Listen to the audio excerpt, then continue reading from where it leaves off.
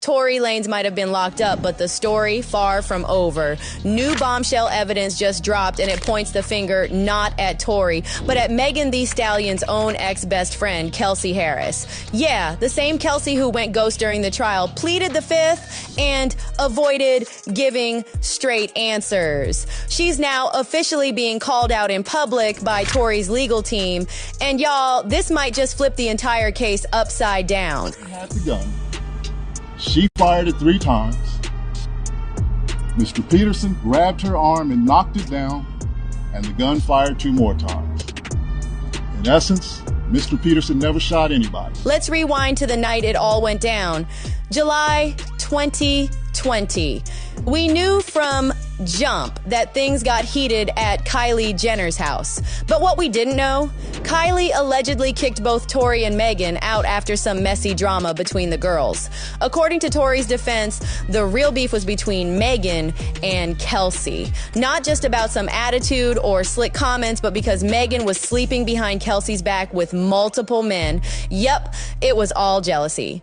And Kelsey was fuming when she found out this little triangle allegedly exploded right outside the SUV that night. And now Tory's lawyers are saying that's when the gun went off. Now here's where it gets real. Bradley James, Kelsey's own bodyguard and driver, that night reportedly came forward and told lawyers that Kelsey was the one who pulled the trigger.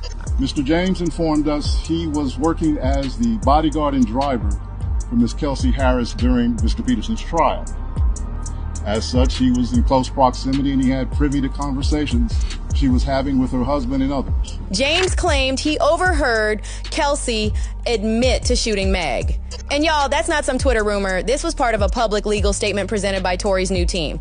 And they ain't playing. They dropped full breakdowns of the night and what went down inside that SUV. He saw 2 women fighting, 2 men break up the fight, 1 man grabbed the other one's arm. Gunshots came from the passenger side. Passenger side is where Miss Harris was sitting.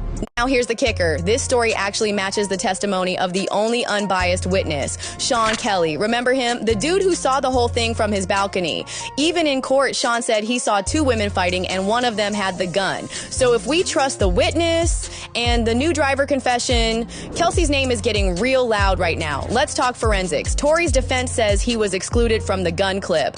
That's the part that holds the bullets. DNA analysts reportedly found Tory's DNA wasn't on it.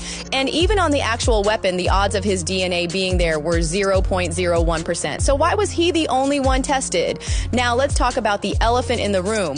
During trial, Kelsey Harris pleaded the fifth. She wasn't being charged. She wasn't even a suspect. So why plead the fifth unless you got something to hide? Here's where it gets more shady. Prosecutors gave her immunity. Immunity from what? She supposedly didn't do anything.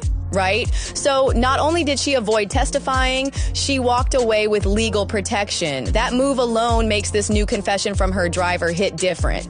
Tory's father, Sunstar Peterson, also pulled up to the press conference with fire in his chest. He revealed his son never had a chance. The trial was already decided behind closed doors. Now, Megan Thee Stallion's side isn't staying quiet either.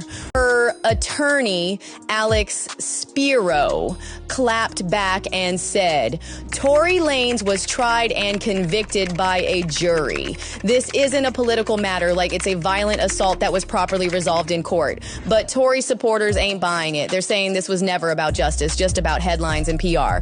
Here's where it gets dark. Right after this new wave of evidence started spreading, rumors hit that Tory got into an altercation behind bars. He was attacked by another.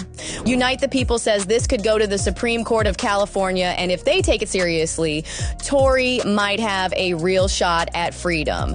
If this Kelsey confession gets confirmed and the courts actually reopen the case, it's game over. This ain't just a story about a celebrity case. It's about how fast the system moves when fame is involved. Should Tory be released based on this new evidence, or is this just another way of dodging the facts?